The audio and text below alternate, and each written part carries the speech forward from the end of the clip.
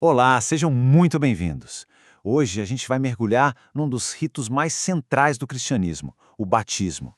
Ele é um símbolo muito forte de fé, de pertencimento, mas olha que curioso, é também uma das maiores fontes de debate e até de divisão entre os próprios cristãos.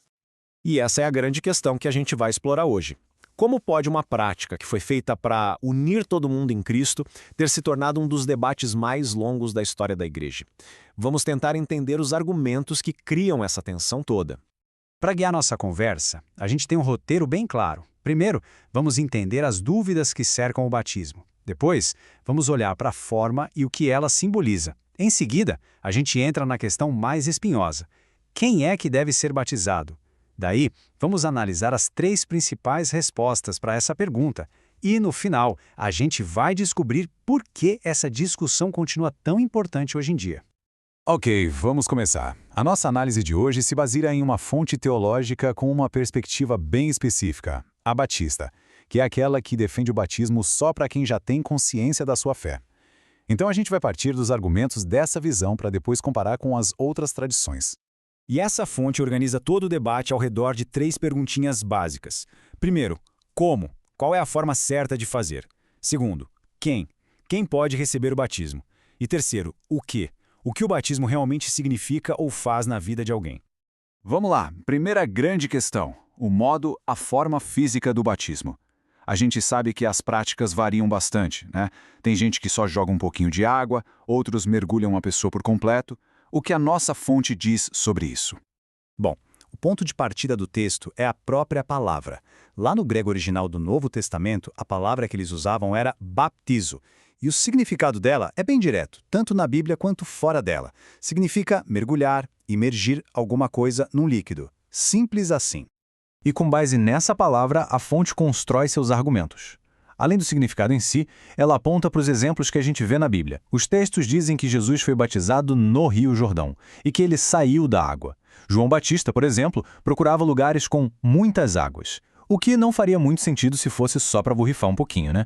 Mas para mergulhar multidões, aí sim faz todo sentido. Mas olha, talvez o argumento mais forte seja o simbólico. A imersão é praticamente um teatro vivo. Descer a água representa o enterro da nossa vida antiga, e subir de volta simboliza a ressurreição para uma vida completamente nova com Cristo. Para quem defende essa visão, essa imagem de ser sepultado e ressuscitado com Cristo é poderosa demais para ser perdida em outras formas de batismo. Bom, se a forma do batismo já gera debate, a questão de quem deve ser batizado, essa é ainda mais central para a divisão. É aqui que as diferenças entre as tradições cristãs ficam gigantescas. A posição defendida no material que a gente está analisando é bem direta. É o chamado batismo de crentes. A ideia é que o batismo só deve ser dado a pessoas que conscientemente declaram sua fé em Cristo e mostram que essa fé é real.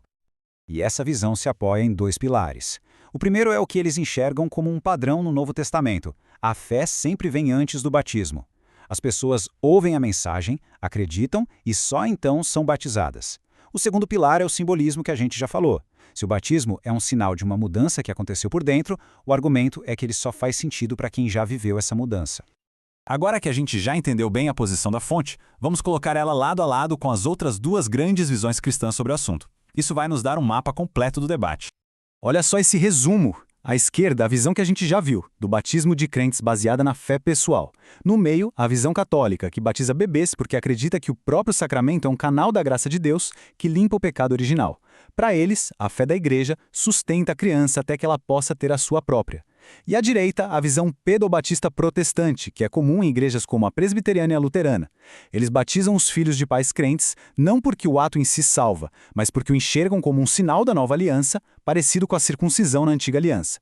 É como se fosse uma marca de que a criança pertence à comunidade da fé. Para contra-argumentar essa ideia da circuncisão, a fonte que estamos analisando destaca uma diferença que para ela é fundamental. Na antiga aliança, a pessoa entrava na comunidade pelo nascimento físico. Na nova aliança, a entrada é pelo renascimento espiritual, ou seja, pela fé. Então, a conclusão, seguindo essa lógica, é que o sinal da nova aliança, o batismo, deve ser aplicado com base no critério da nova aliança, que é a fé e não o nascimento. Mas aí sempre surge aquela dúvida, né? E aquelas passagens da Bíblia que falam de famílias inteiras sendo batizadas? Será que não tinha nenhum bebê no meio? A resposta da fonte para isso é que, se a gente olhar esses textos de perto, muitas vezes tem pistas de que a família inteira teve fé. Por exemplo, no caso do carcereiro de Filipos, o texto diz que a palavra foi pregada a todos os de sua casa e que ele se alegrou com todos os de sua casa por haver crido em Deus. Isso dá a entender que todos ali tinham idade para ouvir e acreditar. E assim a gente chega na última parte. Depois de toda essa teologia, qual é a importância prática disso tudo? Por que esse debate mexe tanto com a vida cristã? Essa aqui é, talvez, a pergunta de $1 milhão para muita gente. A salvação de alguém depende do batismo? A resposta para essa pergunta muda tudo sobre a urgência e o significado do rito. A resposta da fonte que segue a linha da teologia protestante é um sonoro não. Nessa visão, a salvação é um presente de Deus que a gente recebe só pela fé, não por algo que a gente faça. É importante dizer que outras tradições, como a católica, pensam diferente e veem o batismo como necessário. Mas para a fonte que a gente analisou, o batismo não é o que causa a salvação. A base para essa conclusão é o princípio da salvação somente pela fé. Se fosse preciso ser batizado para ser salvo, argumenta essa visão, isso seria como adicionar uma obra humana a um presente que é só de Deus. O exemplo clássico que sempre usam é o do ladrão na cruz. Jesus prometeu o paraíso para ele sem que ele nunca fosse batizado, mostrando que a fé é o que realmente decide. Então, aqui está o ponto-chave. O batismo não é uma condição para ser salvo, mas sim um mandamento para quem já é salvo. A fonte coloca o batismo não como um meio para a salvação, mas como um ato fundamentado de obediência e uma declaração pública de fé de quem decide seguir a Cristo. Isso nos deixa com uma reflexão final. Não importa se ele é visto como um sacramento que dá graça, um sinal de uma aliança familiar ou um ato de obediência pessoal. O batismo continua lá, no coração da fé cristã.